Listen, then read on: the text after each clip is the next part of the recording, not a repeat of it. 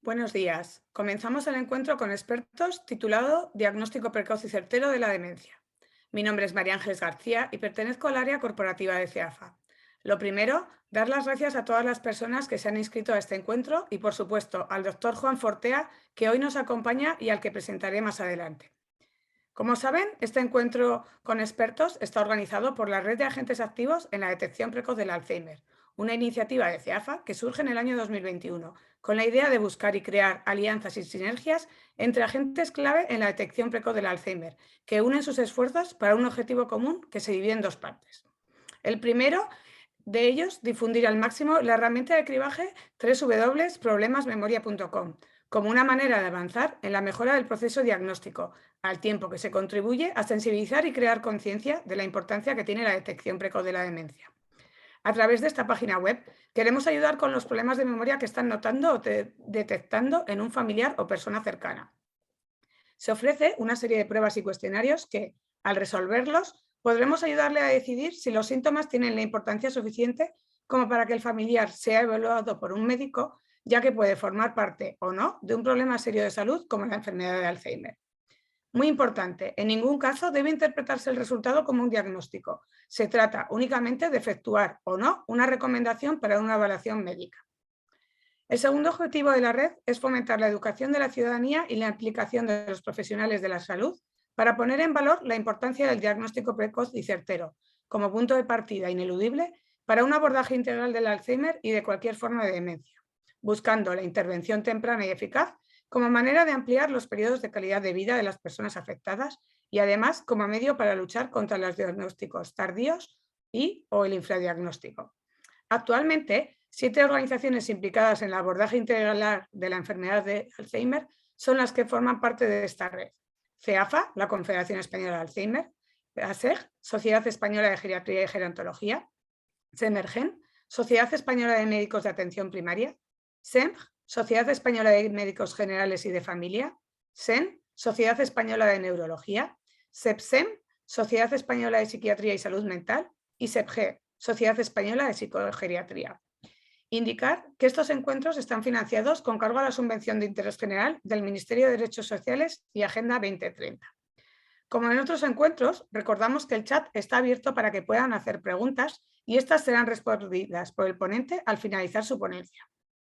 A continuación, presento al experto que hoy nos acompaña, el doctor Juan Fortea Ormachea. Es neuróloga del comportamiento y experto en demencia. Es director de la Unidad de Memoria del Hospital de Sant Pau y director de la Unidad de Alzheimer Down de la Fundación Catalana del Síndrome de Down, ambas en Barcelona.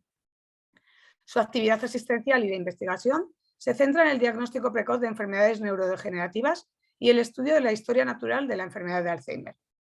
Es el fundador y director de la Unidad de Alzheimer Down. El principal logro de la unidad ha sido la creación e implementación de un plan de salud pionero de base poblacional para el cribado de la enfermedad de Alzheimer en adultos con síndrome de Down. Su experiencia es reconocida tanto a nivel nacional como internacional. Es el investigador principal de varios proyectos de investigación nacionales e internacionales competitivos tanto en Europa como en los Estados Unidos y ha sido coautor de más de 200 publicaciones revisadas por pares. Es miembro activo de varios comités científicos y receptor de varios premios, así como miembro electo de varias sociedades nacionales e internacionales. Es coordinador del área de interés profesional del síndrome de Down, Asociación Alzheimer de Estados Unidos, y coordinador del Grupo de Estudio de Neurología del Comportamiento y Demencias de la Sociedad Española de Neurología. Por favor, Juan, puedes empezar tu ponencia. Hola, muy buenos días. Permitidme que cargue primero la presentación. ¿La estáis viendo? Sí, adelante, Juan, se ve perfecto. Perfecto. Pues muy bien, pues en primer lugar, pues quisiera agradecer la invitación a estar aquí, es un placer y no puedo más que saludar esta iniciativa de concienciación y de interés para el diagnóstico, que es un poco de lo que yo voy a hablar hoy aquí. Y hemos de saber que hasta un 30-40% de las personas con demencia no son diagnosticadas con enfermedad de Alzheimer. Esto es un auténtico drama, estamos hablando de una epidemia estructural, de una enfermedad devastadora, mortal, y realmente tenemos que tomar muchísimas acciones para combatirla y abordarla mejor. Pues bien, yo lo que les voy a hablar un poquito hoy es, primero tengo que hacer una breve introducción de la patología de lo que es la enfermedad de Alzheimer, que probablemente ya lo hayan visto en otras charlas, pero esto me ayudará a que se entienda un poquito mejor la parte del diagnóstico, porque lo que voy a insistir mucho es en el tema de los biomarcadores, y los biomarcadores lo que hacen es reflejar la patología. Evidentemente ayudan al diagnóstico, son esenciales, pero no van a hacer el trabajo del neurólogo. Un biomarcador no va a sustituir al neurólogo o al psiquiatra o al geriatra. Lo que van a hacer es ayudarle. Entonces, para que se entienda un poquito mejor, voy a hablar primero un poquito de patología y después me centraré en el diagnóstico y en la evaluación del paciente. Pues bien, simplemente como recordatorio, en este foro probablemente no haga falta, pero siempre lo decimos porque yo creo que hay cerca de 50 millones de personas en el mundo, probablemente unas 800.000 en España, y esto no hará sino aumentar. Es cierto que la incidencia ajustada por edad está disminuyendo por los mejores salud general y educación de la población, pero como la población está envejeciendo muchísimo, los casos de demencia, esta ola va a ir creciendo hasta convertirse en un auténtico tsunami, como pueden ver, ¿no? Es decir, las proyecciones, esto de más de 130 millones de personas para el año 2050 son tremendamente aterradoras, ¿no? Por las consecuencias que tiene. Pues bien, ¿qué es la enfermedad de Alzheimer? Pues ya lo habrán visto muchas veces. Esto es Alois Alzheimer, que era psiquiatra alemán, y esta es la primera paciente que se diagnosticó con enfermedad de Alzheimer, August Decker, y como pueden ver en un caso un poco particular, una persona joven que tenía un cuadro, y lo que hizo por primera vez fue analizar y ligar estas manifestaciones que evidentemente se conocían desde la antigüedad, de los registros más antiguos, ligar el cuadro que tenía con estas lesiones que él dibujó fantásticamente bien de pues, ovillos neurofibrilares y proteína amiloide. Y él dibujó por primera vez la patología que se asociaba a este cuadro, ¿no? Y él ya vio, aunque no lo sabía, se tardó más de 80 años en descubrirse, que la clave estaba en estos ovillos neurofibrilares de tau, quédense con este nombre que ya lo conocerán, y placas extracelulares de amiloide. Y en aquel momento, ya digo, con las técnicas de plata que tenía en aquel momento, las pudo ver. Como digo, las placas tienen esta morfología, pueden ver, estas son las placas neuríticas en el que está en el amiloide, y estos son los ovillos neurofibrilares. Ahora sabemos que esto está compuesto de proteína amiloide, como digo, y esto es las proteínas de tau. Estos son los dos procesos, amiloide y tau, fisiopatológicos clave, las dos proteinopatías que se acumulan en el cerebro. Es como, digamos, lo más esencial.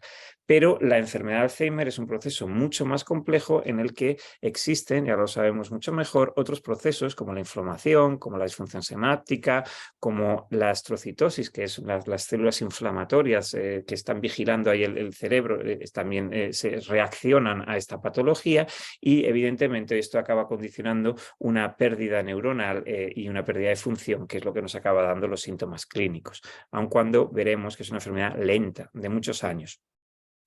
Como que no tengo que insistir ante este foro, pero la enfermedad de Alzheimer tiene consecuencias devastadoras, ¿no? Es decir, hay una pérdida de memoria, esta es la forma de presentación principal en más de un 70% de los casos, pero evidentemente pues hay otros problemas con otros dominios cognitivos, problemas neuropsiquiátricos, y esto a medida que va avanzando pues acaba generando unos problemas en la vida diaria, que es lo que produce el síndrome clínico de demencia.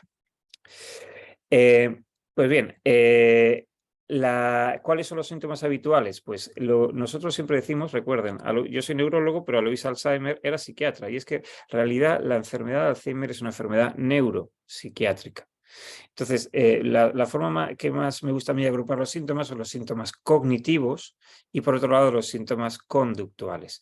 Los cognitivos son los que nos van a dar pérdida. Tenemos la pérdida de memoria episódica reciente, esto es la memoria a corto plazo, el recordar lo que he hecho este último fin de semana, lo que hice la semana pasada. teniendo más preservado relativamente lo que hemos hecho hace mucho, esto lo llamamos gradiente antiguo moderno, pero evidentemente a medida que la enfermedad avanza, pues tenemos problemas en otros dominios cognitivos y una pérdida en estas funciones. Pero en su parte psiquiátrica, la enfermedad de Alzheimer muy habitualmente genera unos problemas de irritabilidad, depresión, apatía y en algunos casos y con frecuencias diferentes y en diferentes fases de la enfermedad, pues agresividad, desinhibición, incluso psicosis, que esto es obviamente lo que más hace sufrir a los familiares una vez ya tenemos asumido que estamos ante un cuadro de Alzheimer y que estamos perdiendo funciones. Pero, como digo, este balance de neuropsiquiátrico. Y cuando esto va avanzando, como decía antes, se afectan las actividades de la vida diaria y esto conduce a demencia. Esto es una enfermedad lenta, es una enfermedad muy lenta, es una enfermedad de jóvenes que se manifiesta en mayores, es una enfermedad que puede tardar 20 o 30 años en acumularse. Este dibujo, esto es un cerebro visto por la cara medial, como si yo lo cortara por la mitad y lo viera desde dentro.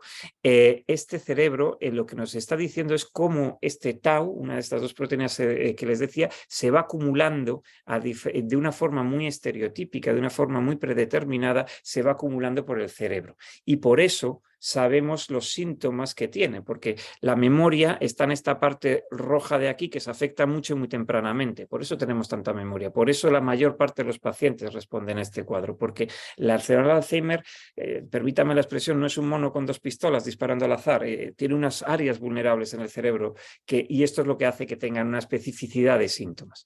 Y este proceso no es un proceso de meses, es un proceso de años, como decía, 20 o 30 años, y transicionamos, que ahora reconocemos que la enfermedad de Alzheimer es un continuum en el que tenemos cognición normal, tenemos una enfermedad de Alzheimer preclínica en la que podemos acumular lesiones durante hasta 20 años y no tener ningún síntoma externo. Cuando ya empieza a fallar esta memoria, la mayor parte de las veces, es cuando tenemos el deterioro cognitivo ligero. Y cuando ya tenemos más fallos cognitivos y ya el día a día necesitamos ayuda, eso es lo que define demencia. Con lo cual, la demencia es un síndrome. Y a la demencia se puede llegar de muchas causas. Y eso es el trabajo del neurólogo. La demencia, si me permiten ustedes, la diagnostica ustedes, la diagnostica el familiar. A mí me está diciendo el familiar, mire, mi mujer, mi marido, mi madre, mi padre está teniendo una pérdida cognitiva, de memoria, etcétera, y no puede ya arreglarse en el banco, conducir, etcétera. Ya me están diciendo que hay una pérdida cognitiva, que yo luego obviamente objetivaré, y ya me está diciendo que no afecta a la vida diaria. Eso es la demencia. Pero causas hay muchas. La más frecuente es la enfermedad de Alzheimer, por eso se confunden los términos. La enfermedad de Alzheimer produce demencia. Pero hay otras muchas enfermedades que pueden llevar a una situación de demencia. Y eso es exactamente el trabajo que tiene el médico. El médico tiene que corroborar que estos problemas se deben a una determinada causa y tiene que haber un estudio para determinar qué es una enfermedad de Alzheimer o enfermedades neurodegenerativas primarias, Levy, frontotemporal, etcétera, u otras causas vasculares, infecciones, tóxico-metabólicas, algunas de las cuales son tratables. Y claro, esto es lo primero que tenemos que hacer, ver si hay algo que podemos curar o tratar. ¿Y qué es lo primero que hacemos cuando vemos? Pues ya lo saben todos, es una evaluación de deterioro cognitivo, lo que implica es una entrevista, una historia clínica, en la que se requiere de tiempo. Y este es uno de los problemas que tenemos en la atención primaria, que tiene unas listas horrorosas de pacientes larguísimas y tienen apenas 5 minutos. Una persona mayor con problemas, casi entre que se quita el abrigo, se sienta y todo, es que casi se les acabó la visita. ¿Y cómo vas a hacer una exploración, un cribado? A veces es difícil. Y las visitas de pacientes con deterioro cognitivo requieren de tiempo. Y muchas veces nuestro sistema no asigna el tiempo suficiente y no se da cuenta que no es lo mismo ver una visita de una persona que te viene a revisar una analítica de una visita que requiere de esta entrevista, que tienes que preguntar muchas cosas. Y esto es esencial y cuanta más presión hagamos entre todos para que se reconozca, mejor estarán atendidos nuestros pacientes. Pues bien, luego encima tenemos que hacer una exploración neurológica o un cribado. Pero es que, claro, si yo paso el mini-mental, estos son los famosos pentágonos del mini-mental, y luego un mini-mental se me lleva 5 o 7 minutos. El médico de cabecera muchas veces tiene hasta menos que eso prácticamente para una visita. Si hace el mini-mental lo hace nada más, no puede preguntar. Ahí está la dificultad, ¿no? Es decir, tenemos que hacer una entrevista con una análisis muy correcta y una exploración con unos cribados cognitivos en la visita del médico y se requiere de tiempo, ¿no? Porque lo que queremos es preguntar, pues por lo que les he dicho, por estas pérdida de funciones cognitivas, estas manifestaciones neuropsiquiátricas y cómo está afectando en la vida diaria. Este es nuestro trabajo. Luego se hace una serie de analíticas muy generales que lo que quieren es buscar causas tratables. Nos sabemos que un déficit de vitamina D12, de ácido fólico, un hipotiroidismo, pues pueden provocar síntomas cognitivos y esto, dando vitaminas o dando Eutirox, pues lo tratas. Entonces, pues claro, lo primero es ver que no haya anomalías en las analíticas de causas tratables y lo mismo pasa con la neuroimagen, que pueda haber, pues si yo tengo un tumor cerebral que me dé síntomas cognitivos, pues obviamente lo que tendré que hacer es tratar el tumor cerebral, es de pura lógica, ¿no? Y después de la evaluación médica, lo que es tremendamente esencial, y esto por desgracia una ínfima minoría de nuestros pacientes en España tienen acceso, es una evaluación neuropsicológica. Si les decía que la visita médica ya requiere tiempo, esto requiere de mucho más. Nosotros esta es la exploración neuropsicológica que pasamos en el Hospital de San Pau y esto nos lleva 1 hora por paciente. En la inmensa mayoría de los sitios no tienen ni el tiempo ni los profesionales entrenados para poderlo hacer. Pero esto a mí me permite, en este paciente concreto, tener una serie de escalas clínicas y ver cómo está perfectamente cada dominio cognitivo, cómo tengo la memoria verbal, la memoria visual, cómo tengo el lenguaje, cómo tengo las habilidades visoespaciales, cómo tengo las funciones ejecutivas y le hago una foto perfecta de su función cognitiva. Luego están las pruebas de imagen. Las pruebas de imagen lo que también nos ayudan. Entonces, pues nosotros ya se sabe de esto desde hace más de 20 o 30 años que un cerebro que esté sufriendo una enfermedad de Alzheimer es un cerebro que consume la glucosa de forma anómala. Y entonces yo puedo inyectar una glucosa radiactiva y en un PET lo que puedo ver es cómo, si me permiten la expresión, cómo el cerebro se come esta glucosa. Es que literalmente se está comiendo esta glucosa. Y aquí lo que puedo ver es que lo que nos fijamos es que debería ser todo rojo. Esta es la corteza cerebral, por eso se llama la corteza, porque como una naranja está fuera del cerebro. Y pueden ver que lo que deberíamos ver es que la naranja tuviera que tener toda la corteza. Y como pueden ver, pues hay unas regiones que, estas de aquí que estoy señalando con el puntero láser, que están sufriendo de un hipometabolismo. Hay regiones, y no son regiones al azar, sino que siguen esa evolución del tau que les decía al inicio, que están comiendo mal la glucosa. Y de forma muy importante también tenemos los marcadores bioquímicos, porque los marcadores de PET son extraordinariamente caros. Los marcadores bioquímicos, hasta ahora solo accesibles con una punción lumbar, nos permitían medir este amiloide y este tau. ¿Y por qué tenemos que hacer la punción lumbar? Porque no podemos hacer una biopsia cerebral. Si usted tiene un cáncer, ¿qué es lo primero que le hacen? Una biopsia. Biopsiar el cerebro es muchísimo más agresivo, es más peligroso, no podemos hacerlo.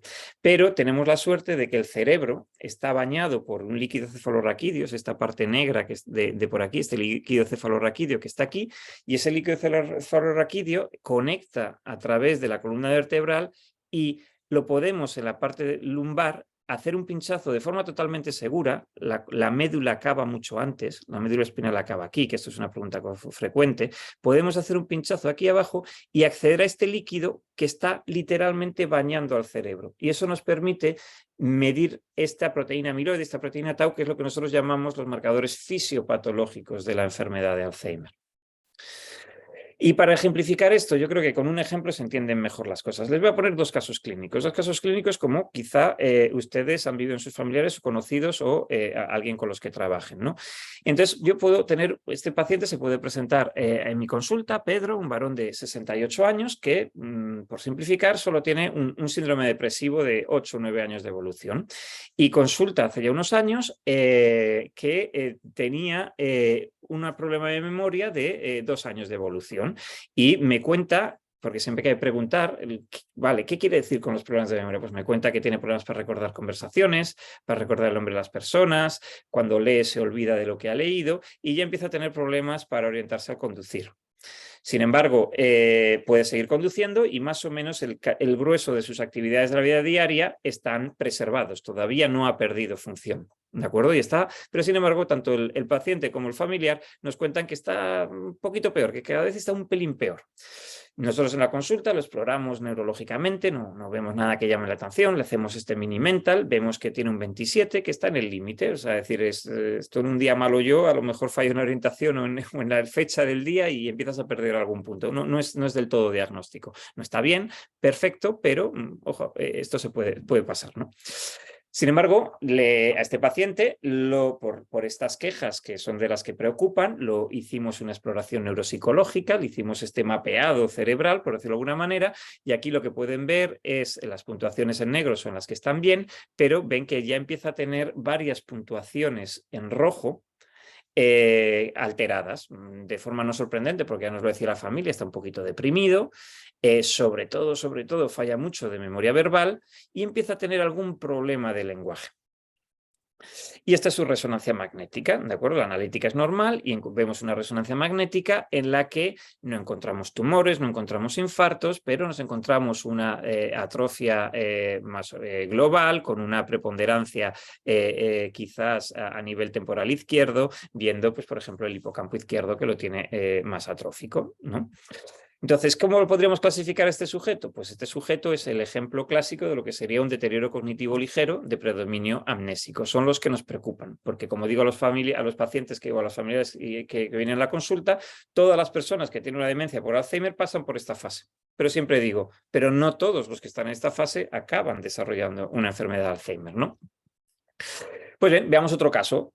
Y Luisa es una mujer de 66 años, misma edad, sin antecedentes patológicos remarcables, que también nos consulta hace unos años, y ahora verán por qué he cogido casos ya un poquito antiguos, que con una dificultad para recordar citas, conversaciones, un discurso repetitivos, pierde objetos más que lo habitual, le cuesta encontrar las cosas, la orientación temporal también tiene algún problema, pero sin embargo el lenguaje, la orientación espacial, las funciones ejecutivas están preservadas y pese a estas molestias y estos problemas que tiene el día a día, ella es capaz de hacer la vida de forma totalmente independiente. De nuevo lo exploramos, no encontramos nada y el mini mental 27 también, el mismo, es decir, ha fallado algo, no está perfecto, pero tampoco está especialmente mal. Le hago una exploración neuropsicológica, ya se lo saben, en negro bien, en rojo mal, y de nuevo me encuentro un cuadro con muchos problemas de memoria, con problemas visual y unos problemas de función ejecutiva. La mapeo bien, entonces me aseguro de que efectivamente hay un correlato, porque esto es una cosa que tenemos que hacer mucho en la consulta, asegurarnos de que esto que nos está diciendo el familiar y lo que nosotros vemos y lo que el psicólogo ve, todo cuadre. Yo siempre digo que la visita es como un trípode, tenemos la pata del paciente, que a veces hay que tenerla muy en cuenta, pero que hay veces que tienen anosognosia, falta de conciencia de enfermedad y no nos lo cuenta todo, el familiar, por eso una visita de un paciente cognitivo, si no hay familiar no está completa, pero nosotros tenemos que con estas pruebas objetivar, demostrar que lo que nos están diciendo está pasando y que no nos llevamos sorpresas o no hay más cosas, ¿no? Y por eso es importante este mapeo cerebral.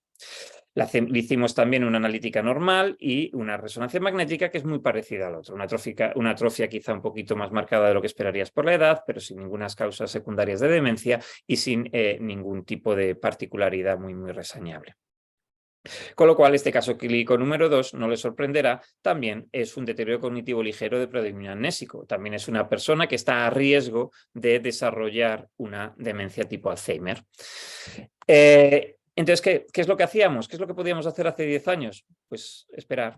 Les informábamos de este riesgo incrementado, de que esto podía ir hacia una enfermedad de Alzheimer. Esto ya implica muchísimas consecuencias desde el punto de vista de asesoramiento a múltiples niveles, y podemos luego en el turno de preguntas hablar de ello.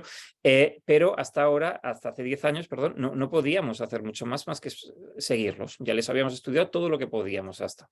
Sin embargo, los biomarcadores nos permiten un cambio de paradigma, porque en el fondo el familiar que hay problemas de memoria ya nos lo decía. Yo he podido descartar causas secundarias, lo he podido demostrar, pero claro, lo que me está preguntando, ¿por qué me pasa eso? El esperar y ver básicamente es, bueno, ya se lo diré dentro de un año, dentro de 2. Lo que pasa es que los biomarcadores nos permiten diagnosticarlo ahora y lo vamos a ver, ¿no? Y entonces por eso les decía que ahora mismo el concepto que tenemos es de una entidad clínico-biológica. Tenemos un síndrome clínico y lo que tenemos que hacer y lo que podemos hacer con biomarcadores es ver si tienen o no tienen esa patología subyacente, ¿de acuerdo? Y por eso estamos hablando de este diagnóstico clínico, tengo que objetivar bien el cuadro clínico, biológico, porque lo que voy a hacer con biomarcadores es intentar identificar esa patología subyacente. ¿Qué es un biomarcador? Un biomarcador es un parámetro que se puede medir en vivo y que refleja rasgos específicos de la enfermedad. Hay muchísimos biomarcadores, muchísimas formas de clasificar. Las más frecuentes son los que son de imagen, las que te hacen una foto con un escáner, una resonancia magnética cerebral o los PET que les hablaba antes. Y también luego tenemos los marcadores bioquímicos. En líquido cefalorraquídeo, que es lo que cambió el paradigma en muchos centros de nuestro país, pero desafortunadamente muy infraimplementado, y ahora, en un futuro muy previsible a corto plazo, podemos tener la sangre. Pero recordad que esto es un continuum de años y que yo puedo tener patología de Alzheimer sin síntomas. Entonces, ¿qué pasará si yo mido el amiloide y el tau en estas personas? Tendrá una enfermedad de Alzheimer preclínica. Por eso digo que es un concepto clínico-biológico. Por eso digo que los biomarcadores no harán nuestro trabajo. No va a ser tan sencillo como tengo biomarcador positivo, ya tienes una demencia tipo Alzheimer. No. Lo que el biomarcador te va a reflejar es la patología y tienes que integrarlo dentro de un contexto clínico. Porque, como digo, durante 10 o 15 años puedes tener enfermedad sin síntomas. Como decía, ¿qué podemos mirar? Pues esto se lo he puesto al principio. Tenemos la proteína amiloide en placas fuera de las neuronas, los ovillos neurofibrilares de tau dentro de las neuronas, y a medida que vamos teniendo estrés oxidativo, inflamación, otros problemas, pues los axones se van rompiendo y entonces las conexiones cerebrales se debilitan y esto va generando una disfunción sináptica y unos problemas cognitivos. Y como les decía, estas proteínas que se acumulan, este tau, este amiloide, están en el cerebro, pasan al líquido que rodea el cerebro y con una punción lumbar puedo intentar medir estas proteínas de amiloide, de tau o el neurofilamento, que es una proteína que está en estos axones que también tiene mucha importancia. La punción lumbar es segura, la gente le tiene miedo y el único miedo que le tienes que tener a la punción lumbar es la cefalea pospunción lumbar que tienes, que da igual que tengas migraña o no tengas migraña, es indiferente. Esto simplemente se debe a que cuando haces el pinchazo, si no se cierra el saco inmediatamente, internamente, no hacia fuera del cuerpo, puede generar unos problemas de presión de tal manera que cuando te pones de pie durante unos días te duele la cabeza y cuando te tumbas no, es como mágico de alguna manera. Pues bien, esto se disminuye muchísimo si no utilizan este tipo de agujas que pueden ver que está biselada, sino se utilizan estas agujas en punta de lápiz, y esto por desgracia en nuestro país la mayor parte de las punciones lumbares se siguen haciendo de esta manera, pero el mensaje aquí es perfectamente seguro. Lo consideramos desde un punto de vista médico mínimamente invasivo. Se hace con anestesia y no duele tanto. La gente muchas veces nos viene y me dice, no he dormido en toda la noche y ya está. Y a veces tienes esto. Es cierto que hay veces hay que pinchar más veces porque no se pincha la primera. Entonces, claro, si te pinchan muchas veces es como si no te encuentran el pinchazo de sacar la sangre de la vena. O sea, no pasa nada si te pinchan la primera. Si te pinchan 20 veces, claro que molesta. Esta es un poco la idea. El mensaje es, se le tiene más miedo de lo que él realmente es. Pues bien, nosotros llevamos muchísimo tiempo haciendo biomarcadores en el Hospital de Sant Pau. Hemos trabajado muy intensamente en este campo y hacemos unos estudios muy intensivos de todo tipo de biomarcadores, los repetimos en el tiempo, en todo tipo de pacientes con Alzheimer, con demencia frontotemporal, con personas con síndrome de Down, etc. Hemos trabajado muy intensamente en este tema. ¿Y qué es lo que sabemos? ¿Cuál es la huella bioquímica? Pues esta es la huella bioquímica de la enfermedad de Alzheimer, en lo que me gusta poner esta diapositiva porque integra esta temporalidad.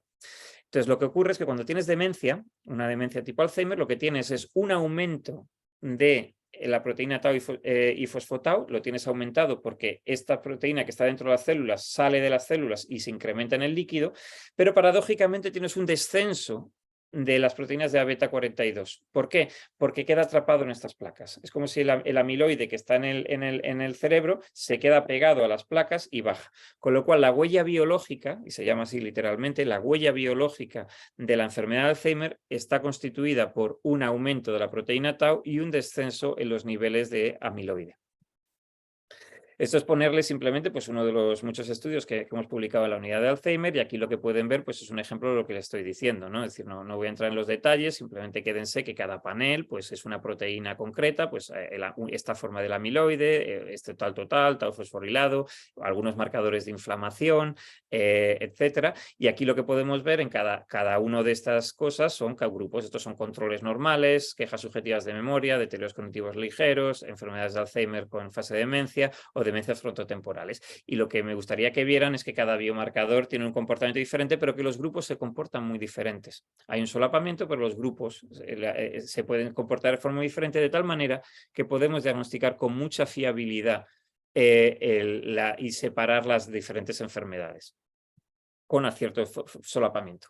Pero es que además no solamente diagnostican, sino que además prognostican.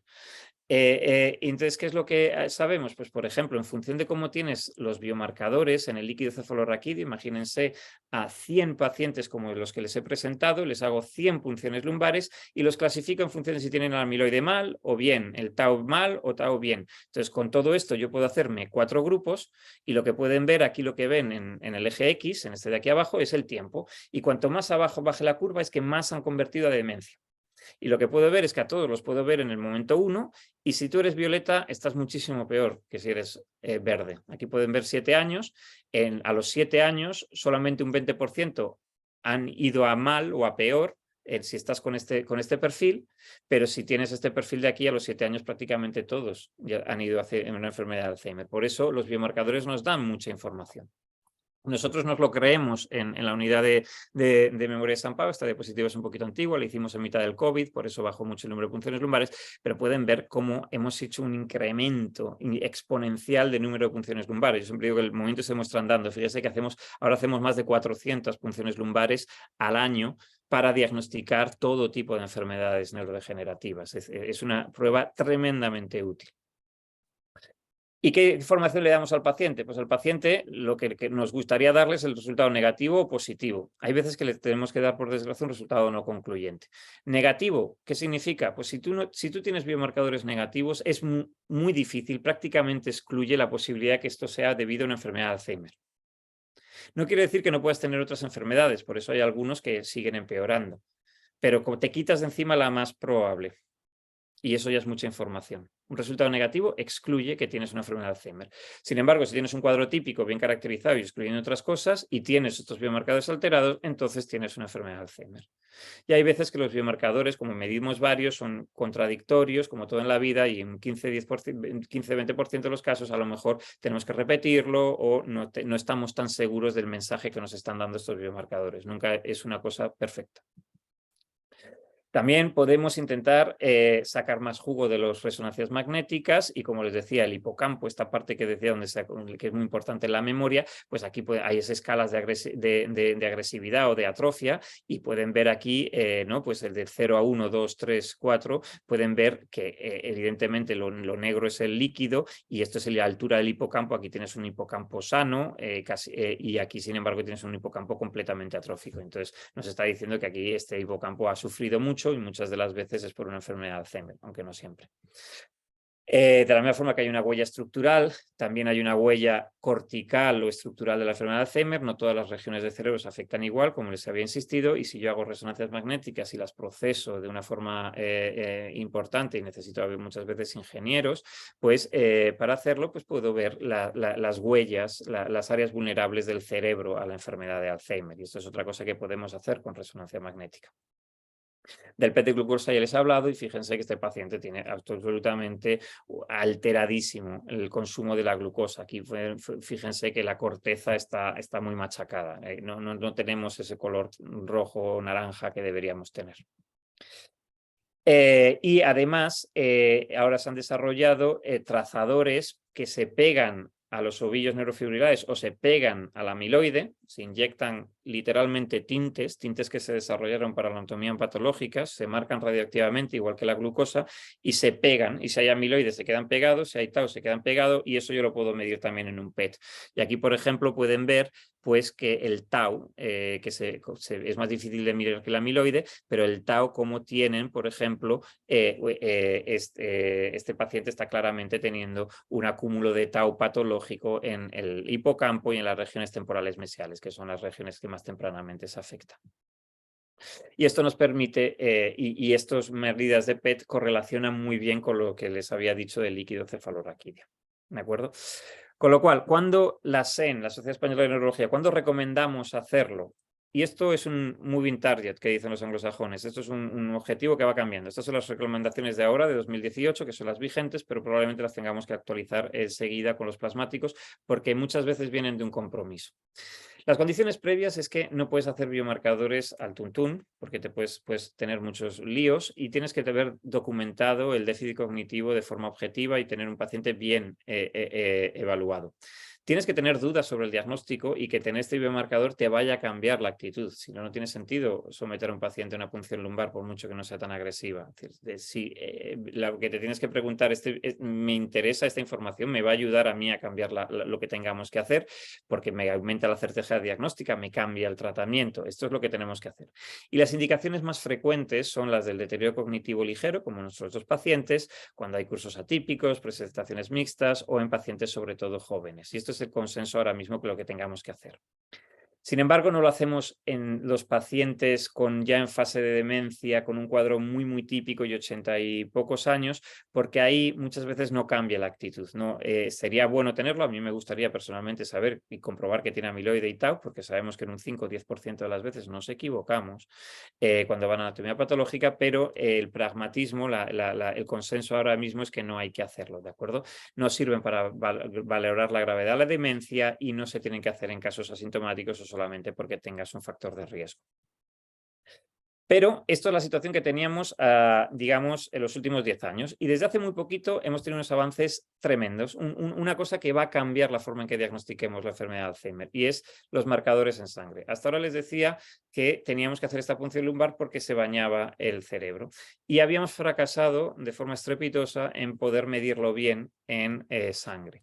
Pero fracasado quiere decir que este es un paper, que espero que vean, que es de 2015, en noviembre de 2015, o sea, hace 6 años que tenemos esto, y básicamente nos viene a decir, sí, se ha hecho mucha investigación en marcadores de plasma, pero esto es muy poco útil, básicamente, y estos son la Universidad de Oxford en el Reino Unido y líderes del campo, y nos decían en 2016, esto va a ser muy difícil. Pues bien, ¿por qué era tan difícil? Pues porque les decía, el líquido cefalorraquídeo baña el cerebro, con lo cual está lleno de proteínas del cerebro. Sin embargo, en sangre está lleno de todo tipo de proteínas que interfieren. Tenemos muchísimos anticuerpos, tenemos muchas dificultades. Y además, piénselo de otra manera, el cuerpo humano ha construido una barrera, que literalmente se llama así, barrera hematoencefálica, para separar el cerebro de la sangre, para proteger al cerebro de la sangre. Pero claro, el problema es que los biomarcadores no pueden pasar a la sangre bien. Por eso nos había costado tanto hacer biomarcadores en plasma. Entonces ha tenido que haber avances técnicos, como por ejemplo, esta se llama un Simoa, es como un ELISA mucho más sofisticado, digital. Esto es la foto del que tenemos en el Hospital de San Pau, que nos permite medir proteínas en concentraciones muchísimo más bajas, órdenes de magnitud más bajas, y esto es un cambio que nos permite detectar cosas que antes no podíamos hacer, como por ejemplo ese neurofilamento que les había mencionado antes, que estaba en los axones de las neuronas, que como pueden ver en este dibujo, aquí en el líquido cefalorraquídeo está en muy alta concentración, pero en sangre está en mucho más baja concentración y además mezclado con muchas más cosas, es como encontrar una aguja en un pajar. Pues estas tecnologías nos permiten encontrar estas agujas en el pajar y medir estas proteínas, ¿no? Luego, después de muchos años de fracaso midiendo el amiloide, hay tecnologías muy complejas que estas no van a ser tan fáciles de implementar, se hacen con espectrometría de masas, es una técnica muy específica, no voy a entrar en los detalles. El mensaje del amiloide, el neurofilamento se puede medir muy bien, el amiloide se puede medir, pero es complejo, se puede medir en contexto de ensayos clínicos, centros muy especializados, pero esto, no quiero dar una ciudad, esto en una ciudad pequeña sin un hospital de altísimo nivel no van a poder medirlo. Pero es posible medir el amiloide y correlaciona con el líquido, correlaciona con el PET. Este es el mensaje que les quiero dar. Y la otra proteína que va a ser un game changer total es el tau. El tau les decía que era de las proteínas que se acumulan en el cerebro, y aquí pueden ver los trabajos, pero fíjense de cuándo le estoy hablando, esto es de 2020, los trabajos pioneros que han servido para demostrar que podemos medir el fosfatado asociado al Alzheimer. Fíjense aquí que tienen controles de deterioro cognitivo ligero, Alzheimer, otras enfermedades degenerativas, y fíjense que solo en el deterioro cognitivo ligero, pero sobre todo en el Alzheimer, esta proteína sube y sirve muy bien para diagnosticar. Con lo cual, desde hace 2 años, en contextos de investigación, estamos viendo que funciona muy bien. Nosotros hemos trabajado también con estas proteínas. Por ejemplo, este es un estudio que publicamos nosotros hace unos años, y podemos ver, aquí no tengo la leyenda, que aquí son los controles, y estos son personas con síndrome de Down, con demencia, en deterioro cognitivo ligero o sin demencia, y pueden ver que hay una progresiva elevación del fosfatado, que también nos sirve para diagnosticar a los pacientes de forma muy fiable. Y me vuelvo a mi caso clínico. ¿Y qué es lo que pasa? Que tenía 2 pacientes, y estos son de los primeros pacientes que les hicimos el líquido cefalorraquídeo, que se parecían mucho, tenían la misma edad, un deterioro cognitivo leve de predominio amnésico, y se parecían mucho. Yo clínicamente no podría saber qué es lo que le va a pasar a uno o qué le va a pasar a otro. Pero antes puedo sustituir el seguimiento, el decirle a la familia, vuelvo a usted dentro de 3 años y le diré qué ha pasado, pues que la familia me puede decir, oiga, pues para eso no hace falta que venga, ya veré yo lo que ha pasado. O sea, entonces puedo hacerle una punción lumbar y puedo ver dónde caen. Y aquí, como les decía, recuerden, el tau aumenta, el A-beta disminuye. En rojo tenemos el cuadrante peligroso, en el que tenemos un aumento de tau y un descenso de A-beta, que está en este eje, y en el verde tenemos el cuadrante bueno, en el que tengo el amiloide alto y el tau bajo. Pues, ¿qué es lo que pasa? Pues que yo les hice a estos pacientes, les hice el líquido cefalorraquídeo, y me sale que un paciente está aquí. Tiene un A-beta alto y un tau bajo. Y sin embargo, el caso clínico 2 tiene un A-beta bajo y un tau alto. Es decir, uno tiene la huella bioquímica del Alzheimer y el otro no. Pues, ¿qué les pasó a los pacientes? Pues que uno pudimos descartar que este paciente tuviera una enfermedad de Alzheimer, y sin embargo en el otro pudimos confirmar que tenía un cuadro clínico muy compatible de deterioro cognitivo ligero, posiblemente por enfermedad de Alzheimer. Con los biomarcadores confirmamos que es debido a la enfermedad de Alzheimer. ¿Y qué es lo que pasa? Pues aquí tienen el famoso mini mental, y si yo lo sigo en el tiempo, pues ¿qué pasó? Pues que el paciente 1 no tenía ninguna enfermedad degenerativa, los fuimos siguiendo unos años, y este paciente quedó perfectamente estable, incluso recuperó. Y sin embargo, el paciente 2, que tenía una biología subyacente de Alzheimer, pueden ver que tuvo esta caída lenta, insidiosa, a lo largo de años en el mini mental, y fue empeorando. Con lo cual, el líquido cefalorraquídeo nos permitió, en este punto de aquí, sin tener que esperar 3 años, nos permitió decirles a los pacientes lo que era esperable. Este paciente era mucho menos probable que empeorara, a no ser que tuviera otra enfermedad degenerativa que no podamos medir bien el líquido, que las hay, pero este de aquí estaba bastante claro que iba a tener una evolución de este tipo, y podemos hacer aquí el asesoramiento. Y esto tiene implicaciones porque a nivel de planificación, este paciente de aquí puede tomar todas las decisiones. Recuerden que estamos en fase de deterioro cognitivo ligero. El paciente es dueño de su vida, tiene las manos en el volante. Aquí, pues tiene una demencia inicial, todavía puede tomar decisiones, algunas, pero ya más limitado. Es mucho mejor hacer cosas. Aparte de que aquí a este paciente le podemos poner un tratamiento que son útiles antes que sin tener que esperar aquí. Es decir, que hay muchas implicaciones y podemos hablar más. Por tanto, ya termino. Las conclusiones son que los biomarcadores nos aportan información fisiopatológica de la enfermedad y ayudan en el diagnóstico y pronóstico. Recuerden, no nos dan el diagnóstico, nos ayudan en el mismo. El diagnóstico con DEA, con apoyo de biomarcadores en líquido, es una realidad totalmente establecida, se utiliza en muchos centros, y los biomarcadores en sangre están muy cerca. Y esto es lo que nos va a salvar. Todos los biomarcadores del amiloide, del tau y de neurodegeneración están ya disponibles. Y yo lo que digo mucho a los neurólogos o a los residentes y a los fellows, les digo que los biomarcadores no van a hacer nuestro trabajo, pero no vamos a poder trabajar sin nuestros biomarcadores. Y con eso pues termino, y pues quiero dar las gracias a toda la unidad de memoria. Yo tengo la suerte de trabajar y dirigir la unidad de memoria del Hospital de San Pau. Este es el Hospital de San Pau, que les recomiendo visitar, es un museo, esta parte de aquí, y es precioso. Y aquí pues tenemos un equipo tremendamente disciplinar en la que hay ingenieros, biólogos, psicólogos, etcétera, trabajando. Y esto obviamente cuesta mucho dinero, y también quiero agradecer a todas las entidades financiadoras su ayuda. Y con esto pues estaré encantado de contestar a las preguntas.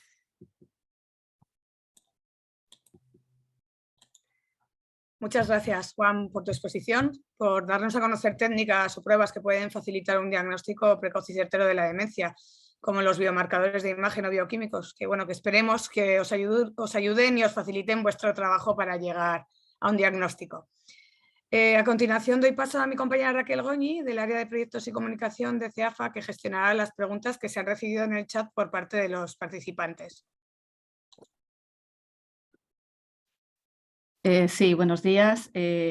Juan, tenemos alguna pregunta que nos gustaría que nos contestaras y que nos han hecho llegar a través del chat. La primera de todas es si en todas las demencias hay placas y ovillos.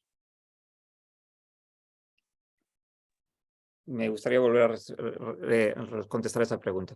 Demencia es un síndrome clínico.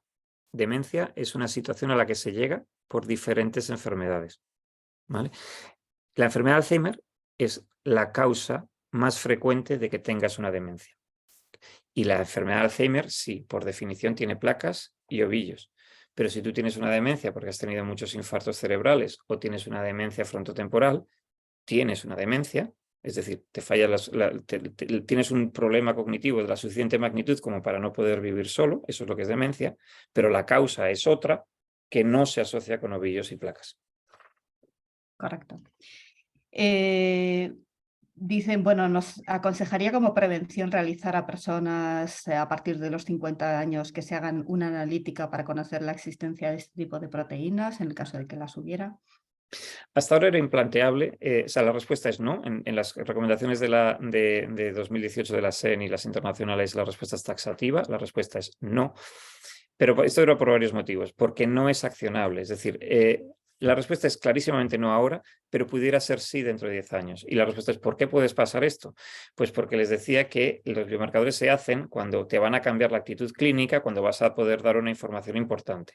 En las fases preclínicas todavía hay un debate de qué información se le puede dar a una persona. Todavía no sabemos manejar exactamente, porque la persona no te pregunta qué nivel de proteína de amiloide tengo. No te está preguntando si tienes 700, 1000 o 1200. Te está preguntando, ¿voy a tener Alzheimer y cuándo? Y esa respuesta todavía a un paciente sin síntomas no se la podemos dar. Tenemos claro lo que le pasa a una persona con deterioro cognitivo cuando tiene los biomarcadores. A la persona sin síntomas es mucho más variable, es más difícil. Y además todavía no tenemos tratamientos en la fase presintomática. No he hablado de tratamientos, no es el tema de hoy, pero saben que ha salido el famoso anticuerpo antiamiloide en septiembre.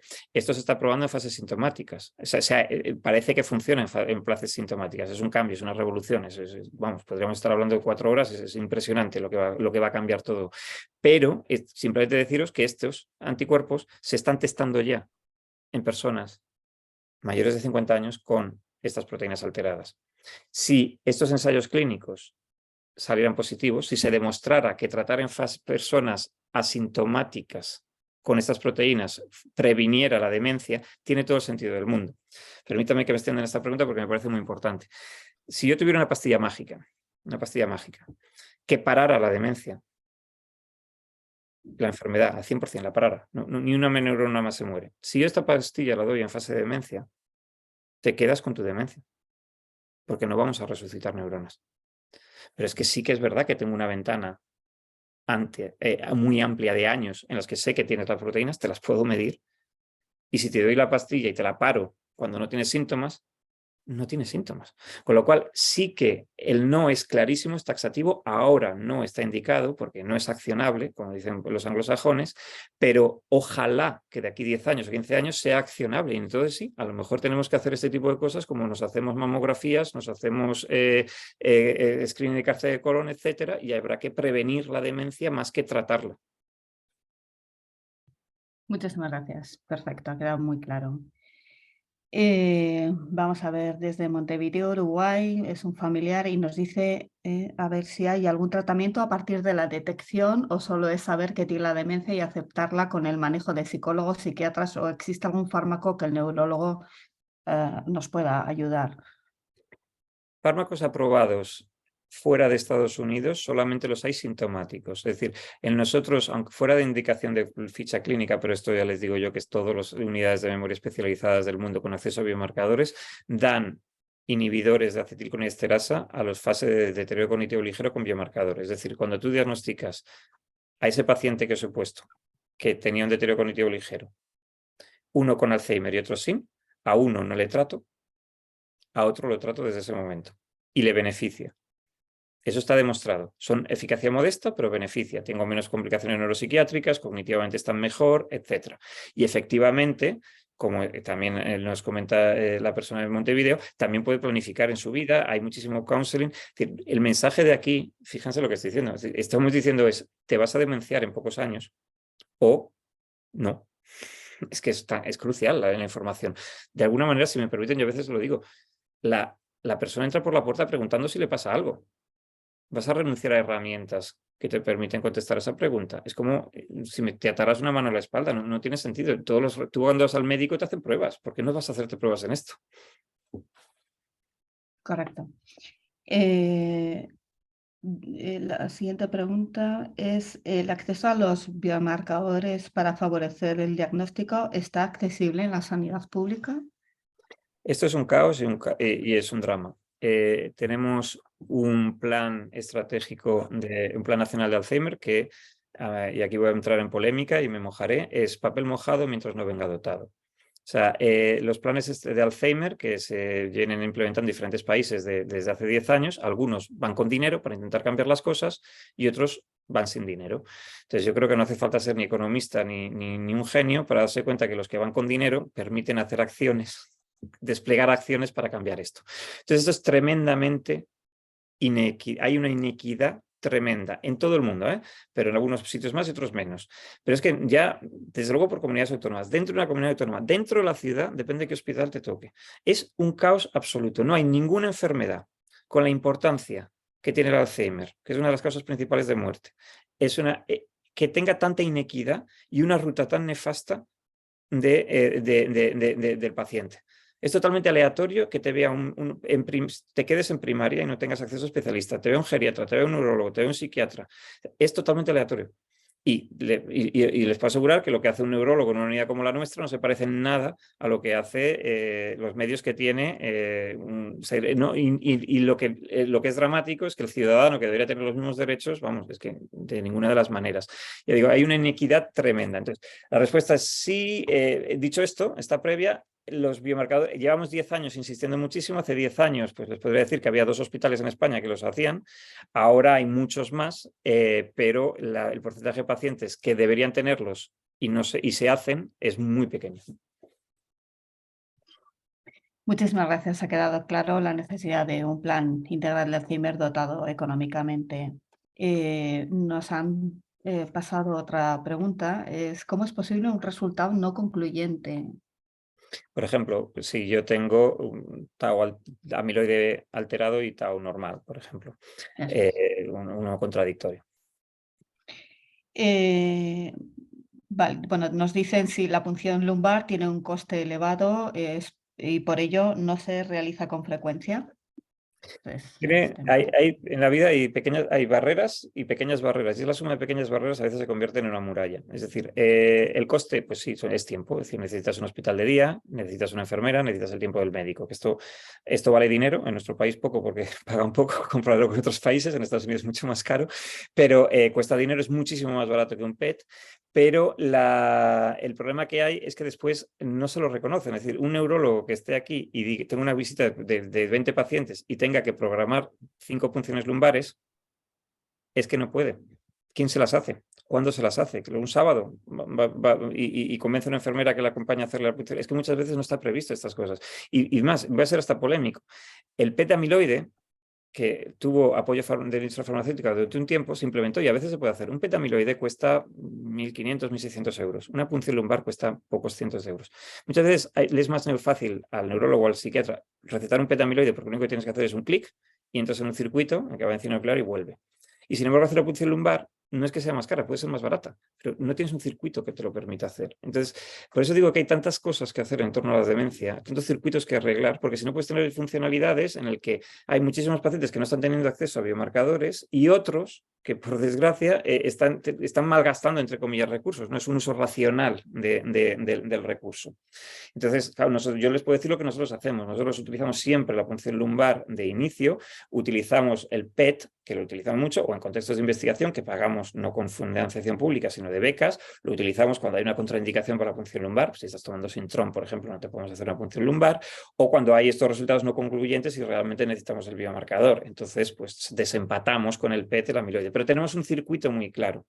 Esto en muchos sitios no hay este circuito tan claro, es simplemente que puede o no puede. Entonces hay veces que tienes al neurólogo, pero no es porque lo haga mal, es que literalmente no puede, es que está ahogado en pacientes, está todo, y en vez de decir, a lo mejor le gustaría hacer al 30% de sus pacientes el líquido cefalorraquídeo, pero es imposible. Entonces él dice, bueno, pues hago 5 aquí y me dejan hacer 3 PET, pues entonces elige lo que puede hacer. O sea, es que no es una crítica a nadie, o sea, es simplemente que muchas veces tienes dificultades estructurales para poder hacer tu trabajo de forma muy importante.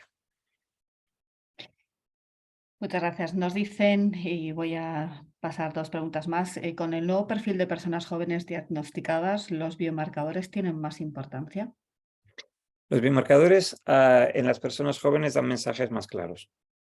En personas mayores dan mensajes más complicados de entender. Ese es uno de los motivos. O sea, no es una cuestión de que aquí haya un nihilismo en personas mayores, no se trata de eso, sino se trata de esta enfermedad preclínica que le estaba diciendo. Es lo que aquí tengo que poner un poco técnico, es la probabilidad preprueba. La probabilidad, si yo tiro una moneda al azar, si yo cojo una persona de la calle, de 57 años, y le hago una punción lumbar, un beta-amiloide, la probabilidad de que esa persona tenga el patológico es baja. Sin embargo, 1/3 de las personas mayores de 65 años tiene una enfermedad de Alzheimer preclínica. Fíjese lo que estoy diciendo, ¿eh? 1/3 de las personas mayores de 65 años tiene una enfermedad de Alzheimer preclínica, mucho más en 80 que en 65. Entonces, a medida que la probabilidad de tener una enfermedad preclínica, porque por eso les decía, no hacen nuestro trabajo, no hay que positivo ya tienes que tener síndrome clínico adecuado y además la biología. Entonces, una persona de 57 años, un resultado positivo nos da muchísima información de que muy probablemente tenga una enfermedad de Alzheimer. A los 83 años es más importante el resultado negativo que el positivo. Si es negativo, seguro que no tienes Alzheimer. Si es positivo, puedes tener una depresión y tus síntomas cognitivos ser debidos a la depresión y además tener una enfermedad de Alzheimer preclínica, que no te está generando el problema porque has venido. Y eso es la dificultad. Por eso he insistido tantas veces que no van a hacer nuestro trabajo, que hay que saberlos interpretar. No va a ser tan fácil.